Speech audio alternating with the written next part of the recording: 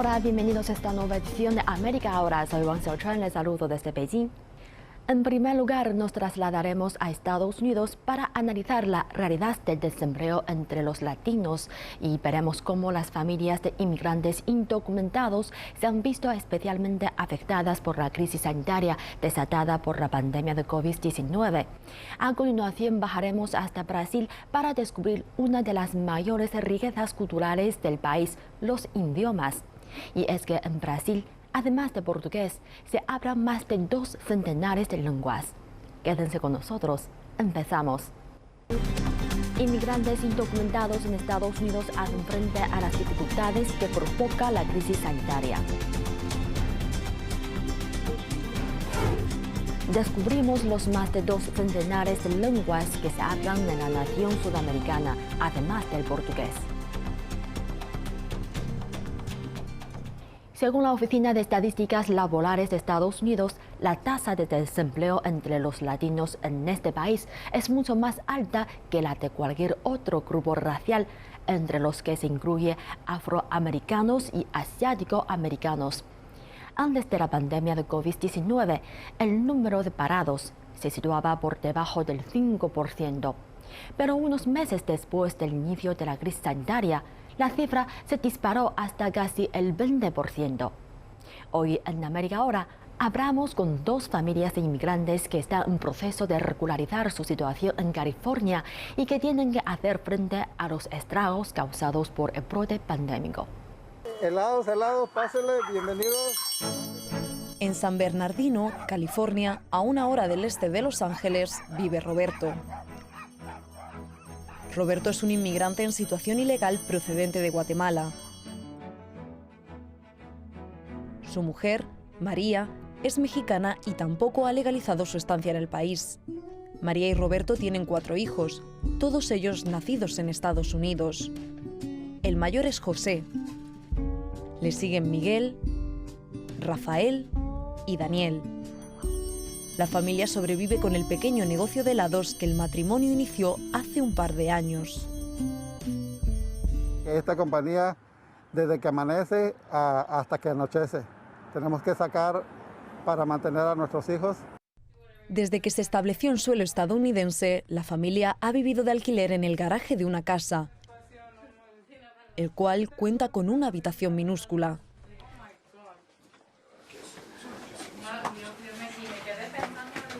Pagan casi $1000 mensuales por este espacio. Pero también tienen otros gastos. Porque, a pesar de que Roberto y María continúan a la espera de regularizar su situación, tienen que pagar permisos y un seguro de negocios. También pagan impuestos por los beneficios que obtienen de su heladería. Muchas gracias. Quizás se pregunte, ¿cómo es posible que paguen gravámenes si no tienen documentación legal? Así es como funciona. El recaudador de impuestos sobre la renta federal de Estados Unidos, el Servicio de Impuestos Internos, o IRS por sus siglas en inglés, exige a los no ciudadanos como Roberto y María, quienes no tienen un número de la seguridad social como lo tienen los ciudadanos legales, que presenten lo que se conoce como número de identificación personal del contribuyente o ITIN, el cual demuestra que pagan impuestos sobre la renta. Sus identidades y direcciones están protegidas por la ley. El Servicio de Impuestos Internos prohíbe compartir esta información con las autoridades de inmigración de Estados Unidos. El resultado es que Roberto y María pagan impuestos, así como otros gastos, por lo que, a finales de mes, apenas tienen dinero para comer. Su situación, como la de otros tantos, se ha visto agravada por la pandemia de COVID-19. ¿Y cuando llega coronavirus? Wow, cuando vino el coronavirus, la pandemia en sí para nosotros nos ha afectado mucho porque ha bajado nuestras ventas. El gobernador del estado pidió a los cerca de 40 millones de residentes de California que se quedaran en casa para frenar la propagación del virus. Y vender helados no era un negocio esencial, por lo que la principal fuente de ingresos de la familia tuvo que cerrar. Cuando comenzó la pandemia, pues paró todo, ¿verdad? Siguiendo las indicaciones del gobernador de no salir de casa, pues nos estuvimos aquí paralizados como a unas 2 semanas aproximadamente sin hacer nada. En un inicio, La COVID-19 azotó con especial virulencia a las familias de inmigrantes indocumentados procedentes de México y Centroamérica, quienes perdían sus puestos en hoteles y restaurantes que se veían obligados a echar el cierre, o en la industria de la construcción y otros trabajos de mano de obra, que tuvieron que parar. Durante las primeras etapas de la pandemia en California, cuando entró en vigor el confinamiento, hasta 400.000 trabajadores sin documentación perdieron sus trabajos. Los grupos de derechos humanos explican que recibieron muy poca ayuda del gobierno estadounidense cuando más la necesitaban. Por ejemplo, Roberto y María, al no tener una situación regularizada, no recibieron los cheques de estímulo económico emitidos por el gobierno. Millones de ciudadanos pudieron cobrar dichas ayudas, valoradas en $1.200 por familia y $500 por niño. María se siente decepcionada por no haber recibido dicha asistencia contra la COVID-19, a pesar de que tanto ella como Roberto pagan impuestos, tal y como lo hacen muchas otras familias sin documentación. California es hogar de más de 2 millones de inmigrantes indocumentados. Se estima que contribuyen con más de $3.000 millones anuales a través de tasas estatales y locales. Y, de esos, más de $150 millones son impuestos sobre la renta de las personas físicas. Nosotros pagamos impuestos desde el año 2005. Otra familia de inmigrantes indocumentados que ha sufrido fuertemente los estragos de la pandemia es la de Rosalba, quien llegó hace años a Estados Unidos procedente de México, y como muchos otros inmigrantes a la espera de regularizar su situación, fue despedida de un restaurante de San Diego, California, cuando golpeó la pandemia de COVID-19. Ella y su marido, también indocumentado, tuvieron problemas para alimentar a sus 4 hijos antes de que ella volviera al trabajo. 3 de sus hijos nacieron en Estados Unidos. El más pequeño sufre autismo. Rosalba paga impuestos y considera que lo justo sería que los trabajadores indocumentados recibiesen asistencia financiera por parte del gobierno estadounidense. Los ciudadanos estadounidenses con ingresos bajos reciben cada año el crédito tributario por ingreso de trabajo. Una familia promedio con hijos recibe hasta $3.000 anuales del gobierno estadounidense para cubrir gastos esenciales. Rosalba asegura que $3.000 al año serían de gran ayuda para familias como la suya. No nada más a mí, en todos, en qué nos podría ayudar, sería un alivio bastante grande, pero el tener el crédito que más que nada a mis niños por derecho les corresponde, sería algo fantástico porque tendríamos un ahorro que si en algún futuro te quedas sin trabajo o tienes alguna emergencia o no te alcanza para pagar la renta o la comida también, ya es algo que tienes, dices, tengo ahí un ahorro, lo voy a agarrar de ahí. O mis hijos, a mí, por ejemplo, en este caso mi hija, le pidieron un libro y los libros están carísimos, ok, vamos a agarrar de ahí. Pero ya sería ese sí sería para que veas un ahorro que yo haría. Sí sería un ahorro que yo haría para ello. En septiembre de 2020 llegaron buenas noticias a California. El gobernador del estado, Gavin Newsom, firmó una nueva ley que permite que más inmigrantes indocumentados reciban un crédito tributario por ingreso de trabajo por valor de cientos de dólares anuales por familia. Se trata de una nueva ley destinada a poner más dinero en los bolsillos de los hogares con ingresos bajos, independientemente de su estado migratorio, especialmente durante la recesión provocada por la pandemia. En septiembre de 2020, los latinos representaban el 60% de los casos de COVID-19 en California y casi la mitad de los decesos reportados a causa de la enfermedad. A nivel nacional, se calcula que esta comunidad acumula más del 60% de los contagios. Especialmente vulnerables son los latinos que no tienen acceso a tratamiento médico con doctores y hospitales porque no cuentan con un seguro médico. Además, muchos trabajadores indocumentados han compartido con observadores de derechos humanos su miedo por abandonar sus casas y ser arrestados y deportados por los agentes de inmigración estadounidenses. Por ello, en California, el crédito tributario por ingreso de trabajo para inmigrantes desempleados y en situación ilegal ha sido más que bienvenido por aquellos en el paro o que intentan recuperarse de la COVID-19 en casa. No obstante, California es el único estado en todo el país que brinda dicha ayuda. Millones de inmigrantes desempleados que no han regularizado su estancia y residen en otras partes de la nación no están corriendo tanta suerte. Además, el gobierno estadounidense destina muy poca ayuda a nivel nacional para las familias indocumentadas. Históricamente, los inmigrantes en situación ilegal no tienen derecho a recibir ayudas federales públicas para alimentos, sanidad o asistencia financiera, como el crédito tributario por ingreso de trabajo. Una situación que no ha cambiado en los últimos 4 años bajo la administración Trump. Unai Montesirueste pertenece a United Way, una organización benéfica y sin ánimo de lucro. Cree que el gobierno de Estados Unidos tiene que ayudar a los inmigrantes durante la pandemia.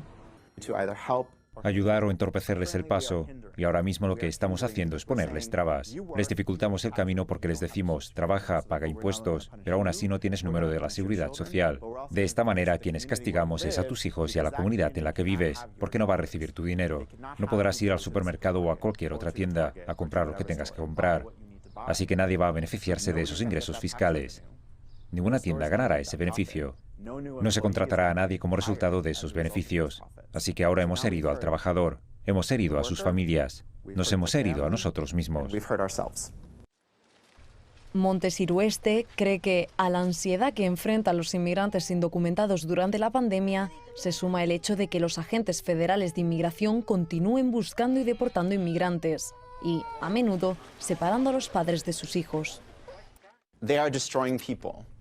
Están destrozando a personas y en especial a niños. Sus mundos se desmoronan por completo.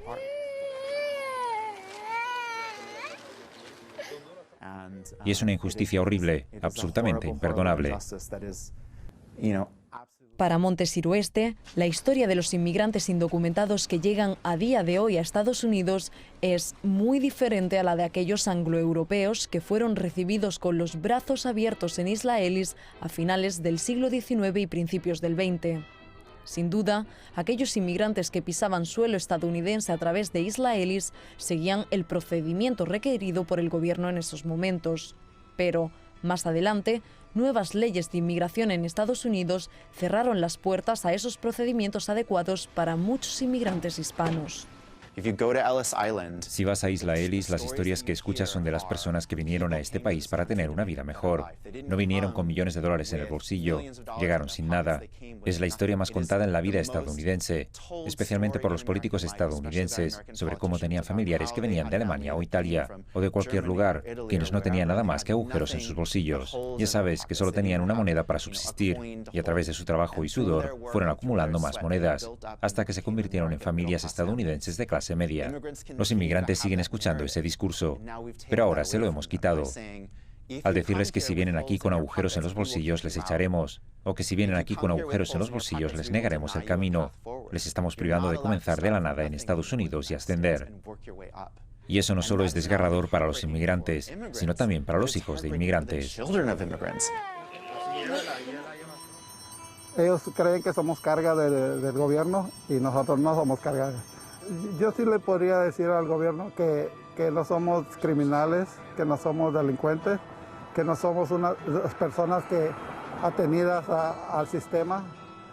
Y sí me gustaría decirle al gobierno que pensara bien las cosas antes de decirlas, porque a veces hace daño psicológicamente a la gente. La mujer de Roberto, María, nos cuenta que sus hijos no son inmunes a los comentarios negativos que se hacen sobre inmigrantes indocumentados. Pues son pequeños, pero sí lo sienten con comentarios que a veces hacen de personas que dicen comentarios malos hacia nosotros. Está mal, no me gusta.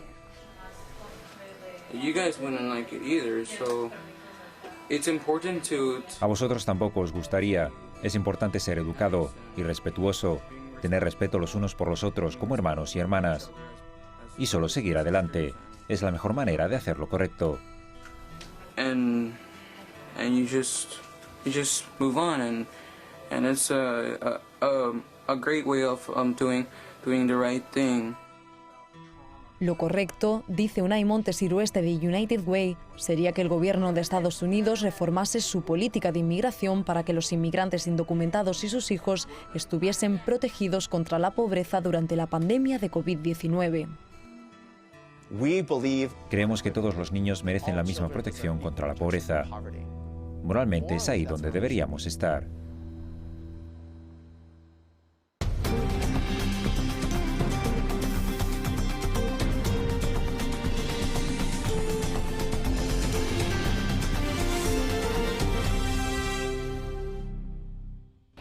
¿Qué es lo primero que evoca su mente cuando se menciona Brasil, samba, fútbol, playa? Un país con 520 años de historia que ha recibido una inmigración masiva a lo largo de los siglos. Cuenta con un patrimonio cultural enorme que en ocasiones es obviado incluso por sus ciudadanos. En América Ahora hablamos hoy de un tesoro brasileño desconocido por todos aquellos que piensan que la brasileña es una sociedad monolingüe.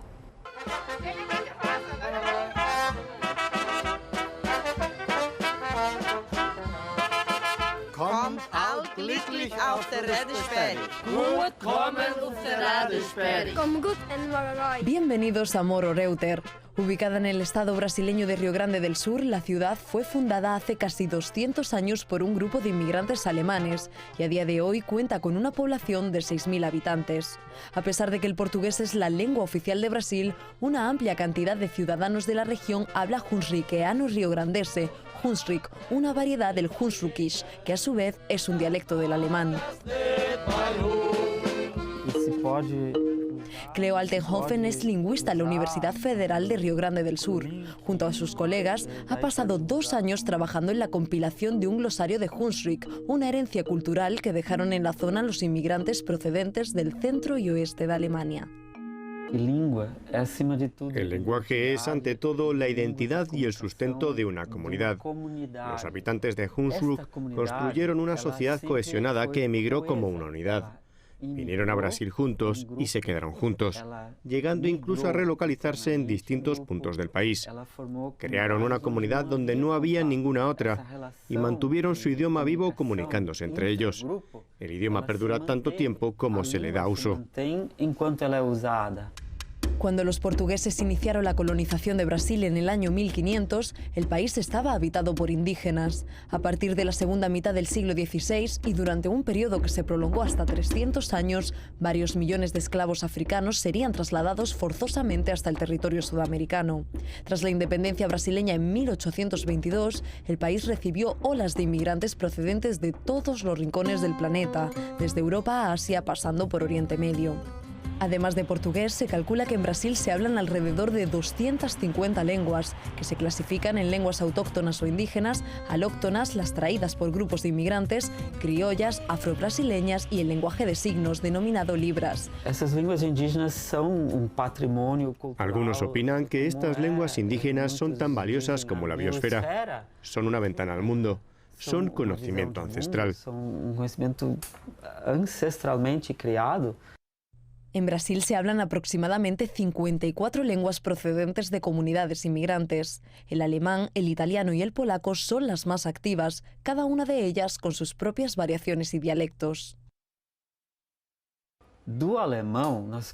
Hay 14 variedades de alemán en Brasil. El Hunsrück es muy parecido al alemán estándar. En el siglo XIX, cuando Brasil era ya una monarquía independiente a la corona portuguesa, se incentivó la migración de los ciudadanos alemanes a la nación sudamericana. Tras el fin de la trata de esclavos en el Atlántico, el objetivo era promover la actividad agrícola y expandir las plantaciones de café con mano de obra europea, para aumentar las reservas de alimentos destinadas a los soldados brasileños de la región. Así, la primera ola de migrantes alemanes desembarcó en Brasil en 1824.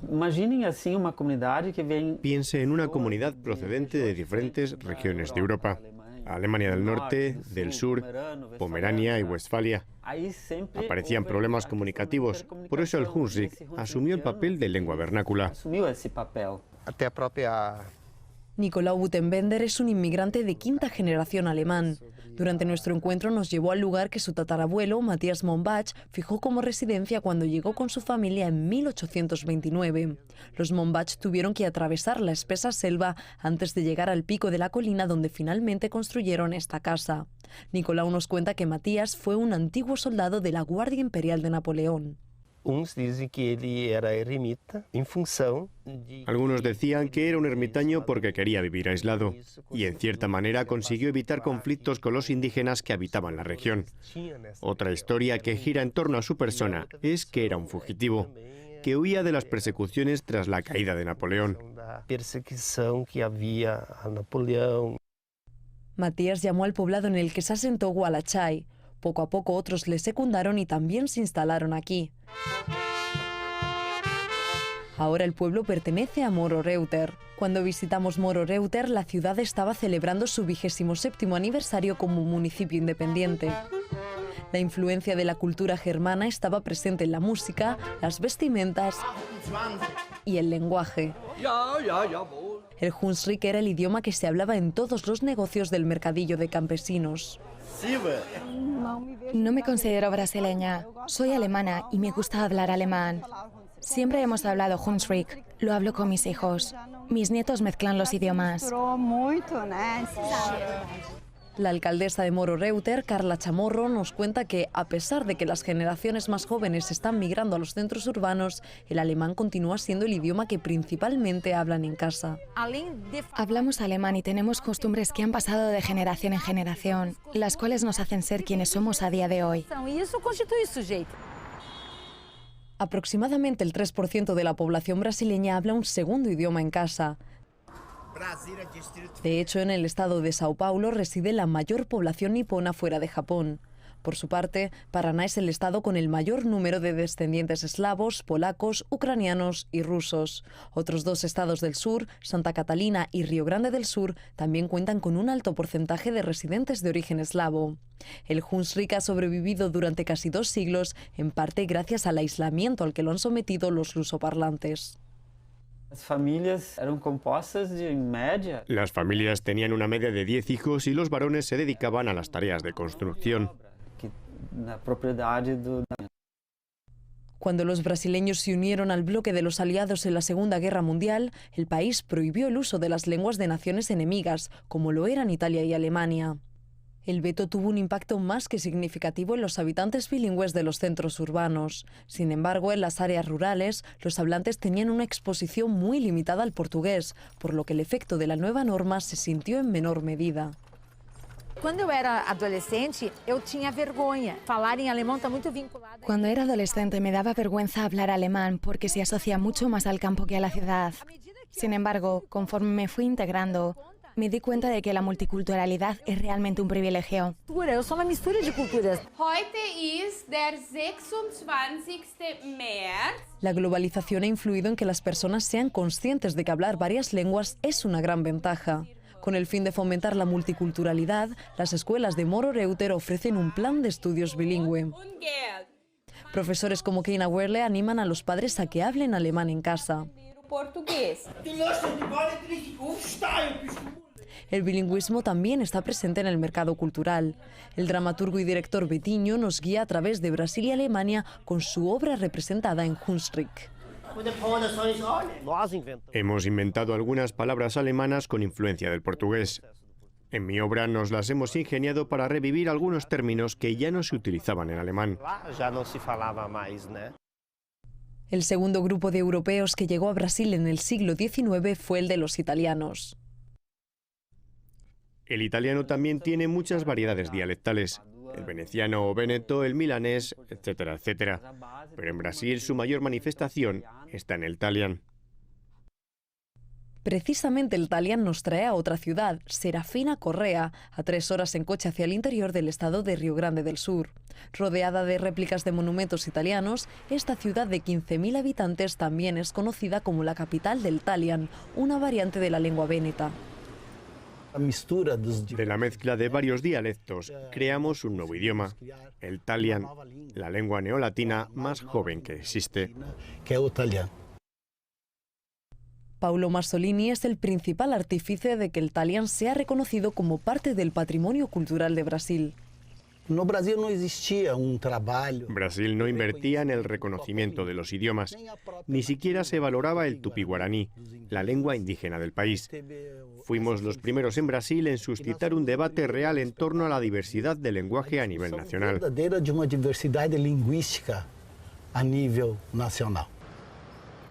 Además del talián y el Hunsrück, el gobierno brasileño reconoce en algunos estados otras lenguas minoritarias.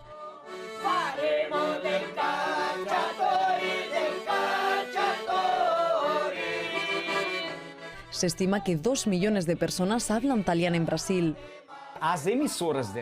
En Serafina Correa pudimos escuchar un programa semanal radiofónico que se emite en Tallinn y que busca captar adeptos entre los habitantes de todo el país. Se dice que los inmigrantes italianos que llegaron en el siglo XIX trajeron consigo hasta 70 dialectos. Hay algunos, como el friuliano, que son muy difíciles de entender. El talián es una mezcla de todos ellos. Los presentadores creen que con programas de radio como este están ayudando a mantener viva la cultura talián. Creo que el movimiento actual hacia la historia y la investigación, hacia esta pasión y orgullo por el talián, se debe a las estaciones radiofónicas. Es gracias a ellas, a nosotros, a quienes no nos amedrentamos bajo presión y mantenemos lo que tenemos hoy día. La mayoría de hijos de los descendientes de italianos hablan talián con fluidez y practican portugués solo cuando van a la escuela. Se nos acosaba por no hablar portugués correctamente. Se nos trataba de ignorantes. Es precisamente esa una de las principales quejas de las nuevas generaciones de inmigrantes. El último insulto es llamar a alguien colono mundano, sin educación. Roberto Arroque es un doctor con una pasión por el talián. Corea cánticos medievales europeos en compañía de sus amigos. Aquí en Serafina entonamos cánticos tradicionales que son parte de la historia oral europea. Nuestra labor es muy significativa porque estamos preservando, 1000 años después, la poesía y la literatura oral del sur de Europa.